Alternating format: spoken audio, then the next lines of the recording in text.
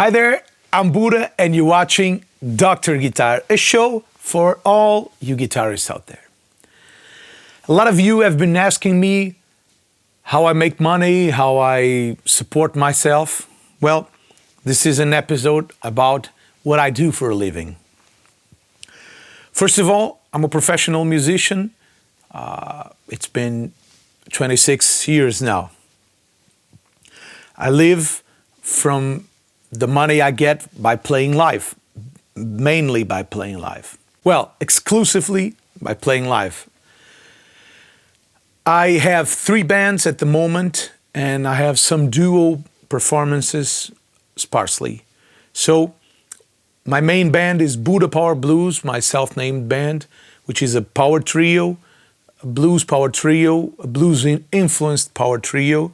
And let's not go that rabbit hole of what is blues, what's not blues. Well, it's a 21st century blues. I've released 8 records to the moment. We're working on the 9th record, and then we're recording live the shows this year because we're turning 15 years old. So we're recording 15 special shows to then release a record with 1 song from each of the 15 shows. So we'll be releasing a record celebrating the 15 years with 15 songs from 15 shows. It will be out next year. So this band performs at festivals, some clubs, special clubs, venues, open-air venues, wherever they want us to perform, we perform. And we play blues, power-based blues. So we have a lot of harmonies, some complex harmonies.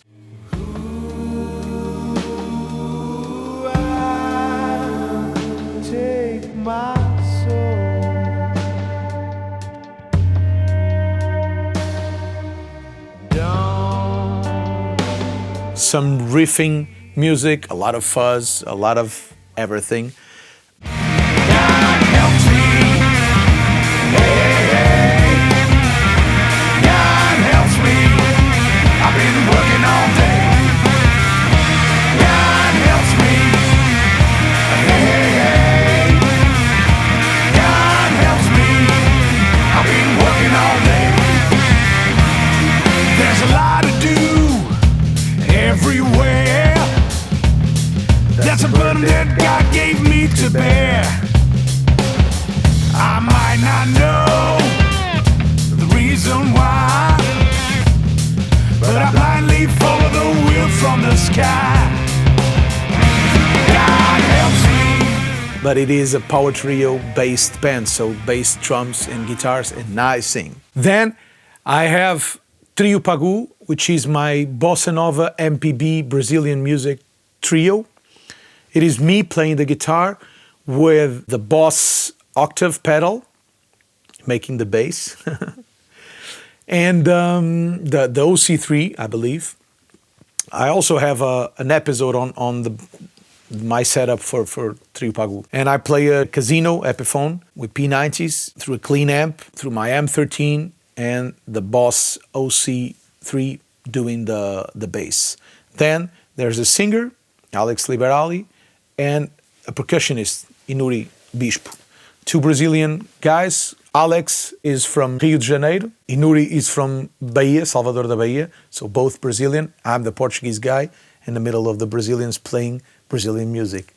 So, as usual, I try to bring something new to the table with this band. So I try to bring my own personality to the Bossa Nova. I never believe in doing the same that everyone has done. Sometimes you fail trying to do something new, but I always try to do something new. Como está você? Faz tanto tempo que eu não te falo. A distância quer me parecer. Será difícil de te ver. Porque deixamos coisas tão boas passarem ao lado. Quando temos todas as condições pra nos falarmos. Tô pensando. My third band is Dona Carioca, also with Alex Liberali singing. but it is a funk band based on the old roots of the 60s, late 60s, early 70s, and maybe all the 70s. So it goes into disco sound, into soul music, into a lot of the mix soul with Brazilian music that a lot of the guys did in the 70s, like Elis Regina, or even Gilberto Gil, Caetano Veloso, Tim Maia, Wilson Simonal, Wilson Simoninha, Sérgio Mendes. Well, all those guys that fused funk with Brazilian music. And we have a record out, and we're recording the second one, and it's coming out pretty soon.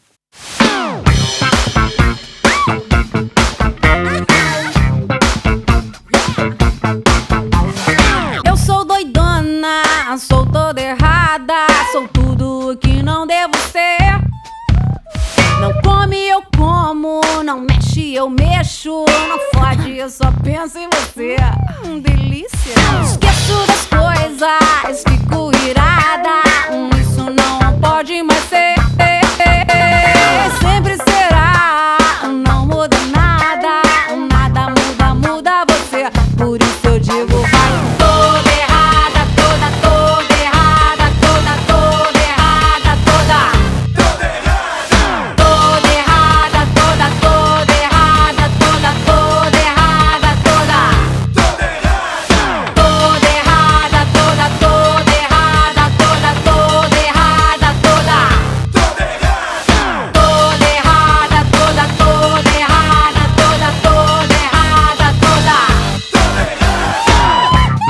So those are my main three bands.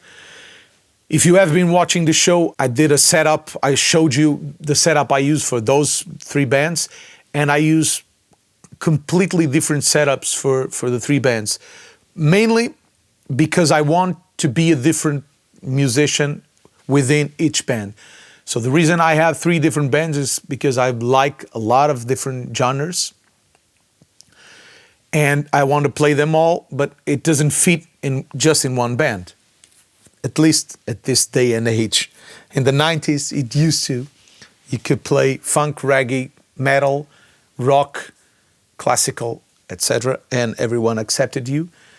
Nowadays, it's a little strange. So my strategy is to play all those genres, but go to specific niches.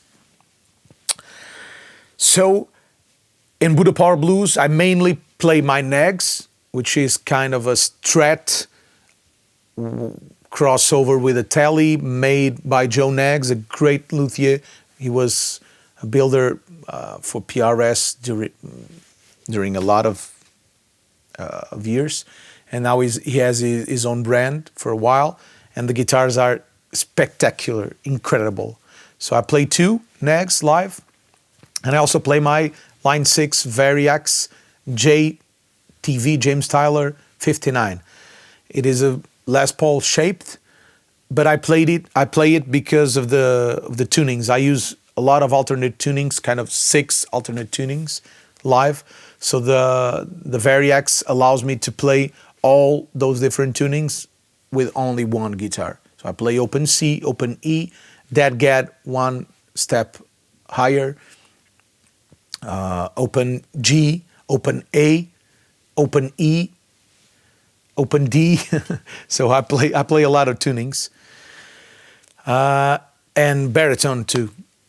And that guitar allows me by digitally allowing me to change the tuning. You can watch the episode I did on that guitar too. With Trio Pagu, I play with my Epiphone Casino. Just the Epiphone Casino because I never break a string. I play flat wounds, Thomastic flat wounds. Well, now I'm playing Thomastic swing, which are round wounds with a flat wound tone, but kind of a flat wound, and thick strings, so I never break a string. And with Dona Carioca, I play my Gretsch Electromatic.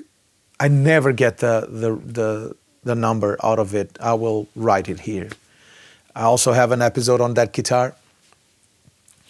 And I played a board for the M13 and a Nova Drive, the exotic ACR Osnoy edition. I did a gig in Luxembourg a few weeks ago, and I assembled a mini board, a Nano Plus pedal train for that gig because we were traveling light, and I loved the board. So I will probably be playing that board instead of the big board that I played. And I play my Gretsch and then Electro.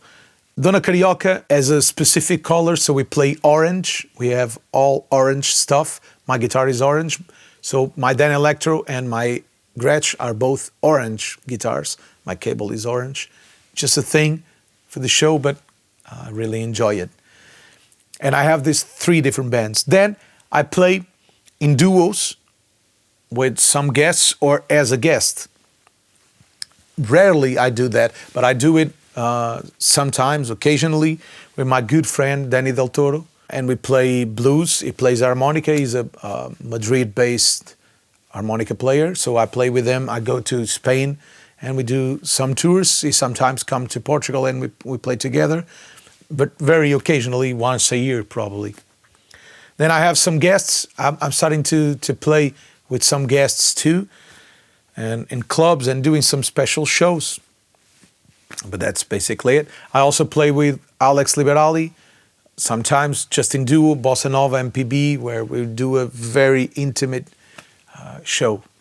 And that's one of my main sources of income. Then I have the studio, Moby Dick Records Studio, my label, my record label, alongside with Alex Liberali and Nico Guedes, my brother. And this is my studio where I record bands for the label, for Moby Dick Records. Bands like all my bands, so Budda Power Blues, Trio Pagu, Dona Carioca. Then I also record Vitor Bacalhau. I will be recording Rockin' Gina. And then I record other bands that don't belong to the label, but recording here and are my clients. That's why I have this amount of gear, because I don't think I would have this much gear if I didn't have the studio. A lot of the stuff that are in here, like the Vox AC30, the Lone Star, the Vox Lead 125, the Marshalls, they are only used in the studio. I don't use it live. Although I've used the Super Bass for a long time. I've used some of the amps for a long time. The Lone Star has been my main amp for a long time. The Royal Atlantic has been my main amp for a long time. But usually I use the Supros live or my Mesa Boogie's Transatlantic. It's either one or the other. But I have the studio here and I have this gear so I can record other bands. And this is another big source of income. So I record some bands, I record, I mix, I produce in here. And it's my second main income source. Being a studio owner, engineer, producer, mixing engineer, whatever you want to call it. I do it all. And I also do here my Dr. Guitar episodes, my YouTube episodes, although this doesn't make any money for me. So I just do it because of you guys and of course because of me. I learn a lot by doing the episodes. I test a lot of things that I wouldn't do if I was by myself. I test it because of you. I want to show an amp, so I test it to the limits. To me, when I play an amp, it's like I plug. If it sounds good, it sounds good. If it doesn't sound good, I try to figure it out. If I spend more than 2 minutes, I change amps. I'm lazy. But because of the channel, I test it to the limits. I hear what the bass does, what the treble does, what the knob does, and I've learned a lot. It has been especially helpful with the Lone Star because it's a difficult amp to get tones out of, and the EQ knobs are very interactive. So I have to figure out what they do, and now because of the show, I'm learning a lot, and I'm learning how to tweak it. Then I also teach guitar via Skype. I give guitar lessons via Skype, and that's another source of income, teaching guitar. I've been doing it all my life since I learned how to play.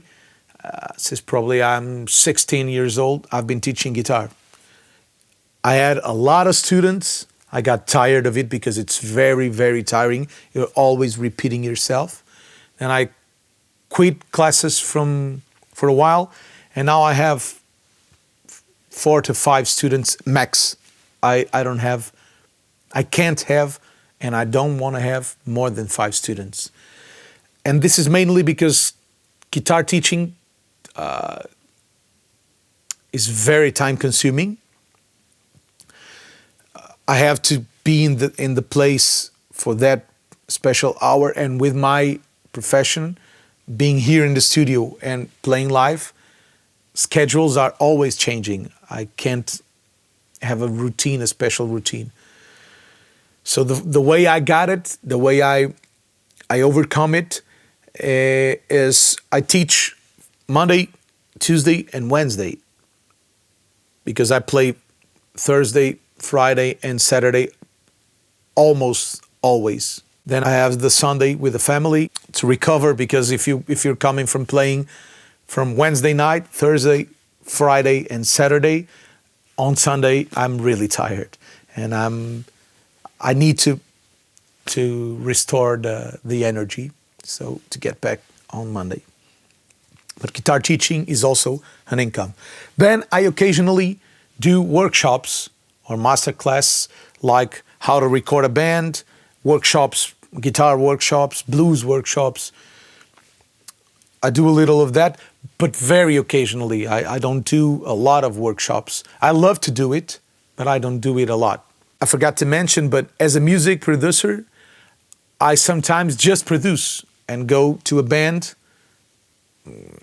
I went to Germany, I went to the Algarve in the south of the country, to Lisbon, to the islands. So I can go to your studio, help you to produce a record,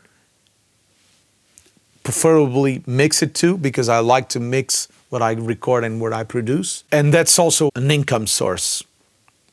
But mainly I do it here in the studio because it's cheaper for the bands, because they don't have to pay the studio, they just pay my producer or producing fee. The reason I did this episode is to try to share the way I make money out of music, because a lot of people tell me, is it easy to live just by making music? Isn't it difficult? And I usually tell, I have friends that are engineers or doctors that are struggling a lot more than me. They had to go out of the country to work. I think it's always a matter of focus, a matter of focusing your energy and what you want to do and making it happen. I think it's just that. Well, that's it. I hope this has been helpful to you. Please leave your comments below. Let me know how you make money out of music, other ways to make money out of music, other ways to make a living out of music. I don't make music for money. I make music because I love it, but I have to live from it. Otherwise, I wouldn't be able to do all this. So please leave your comments, share it. Let's grow this community. Let's try to figure out ways to do it better and to have more fun doing music. Hope this has been helpful. We'll see each other next week. Bye-bye.